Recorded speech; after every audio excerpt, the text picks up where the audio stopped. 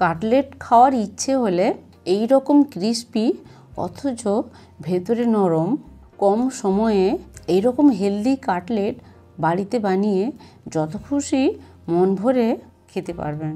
নমস্কার, আমি মনীষা। আজকের পনির কাটলেট রেসিপিতে সবাইকে ওয়েলকাম। এই রেসিপির জন্য 250 গ্রাম বাজারের তাজা পনির নিয়েছি। গ্রেটারের সাহায্যে পনির গ্রেট করে নিচ্ছি। পুরো পনির গ্রেট করা হয়ে গেছে। এক সাইডে গ্রেট করা পনির রেখে দিলাম। 4টে সেদ্ধ আলু নিয়েছি। হ্যান্ড ম্যাশার দিয়ে আলু ম্যাশ করে নেব। এটা আপনি হাত দিয়েও করতে পারেন। মিহি করে আলু মাখা হয়ে গেছে। এর মধ্যে গ্রেট করে রাখা পনির দিয়ে দিলাম।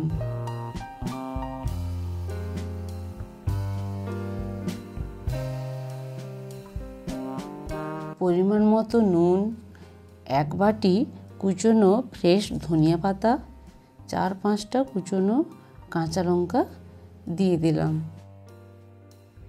1/2 চামচ গরম মশলার গুঁড়ো, 1 চামচ গোলমরিচের গুঁড়ো,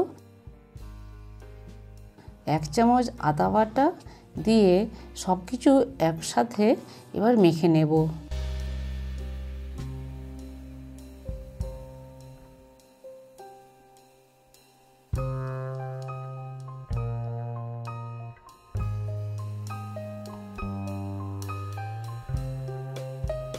মাখা হয়ে গেছে।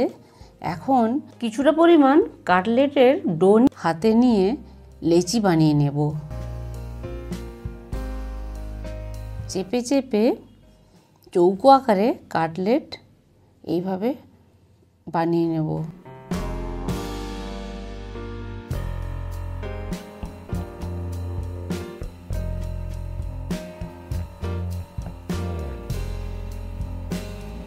এইভাবে সবগুলো কাটলেটের আকারে বানিয়ে নিয়েছি। এখানে আমার 6টা কাটলেট হয়েছে। একটা পাত্রে 1/2 কাপ ময়দা নিয়েছি। জল দিয়ে পাতলা লেই বানিয়ে নেব। লেই বানানোর জন্য একটু একটু করে জল দেব প্রয়োজন মতো। একসাথে বেশি জল দেব না। ভালো করে মেখে নেব যেন কোনো ডেলা না থেকে যায়। কাটলেটের এপিঠ ওপিঠ ময়দার লেইতে ডুবিয়ে তুলে নেব। এবার বিস্কুটের গুঁড়োর কোটিং দিয়ে নিতে হবে।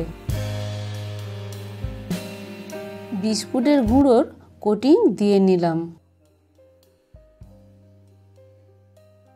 স্লো ওভেনে রান্নার প্যান গরম করে রেখেছি। পরিমাণ মতো অলিভ অয়েল দিয়ে দিলাম। তবে যে কোনো সাদা তেল এখানে ব্যবহার করা যেতে পারে।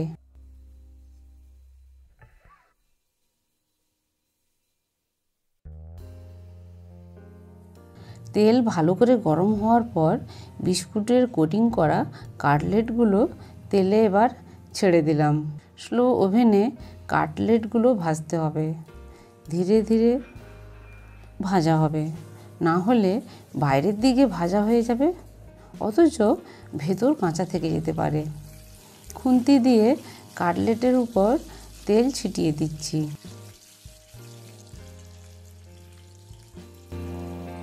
ডুবো তেলে ডিপ ফ্রাই করলে কিছুটা তেল কিন্তু থেকে যায়। অলিভ অয়েল হলে সেই এক্সেস তেল দ্বিতীয়বারও আমরা ব্যবহার করতে পারবো।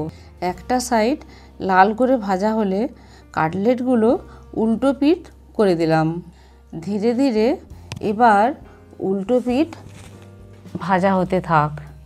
উল্টো পিঠও যখন লাল করে ভাজা হয়ে গেছে এবার কাটলেটগুলো তুলে নেব।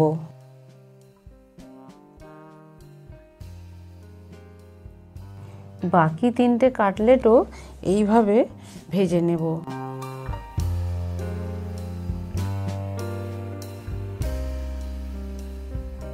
সবগুলো কাটলেট আমার এবার ভাজা হয়ে গেছে। স্যালাড ও টমেটো সস দিয়ে কাটলেট এবার সার্ভ করে দিচ্ছি। এই রেসিপি ভালো লাগলে ফেসবুক থেকে দেখলে ফলো করার ও ইউটিউব থেকে দেখলে সাবস্ক্রাইব করার অনুরোধ রইল। সবাই ভালো থাকবেন। আবার দেখা হচ্ছে পরের ভিডিওতে।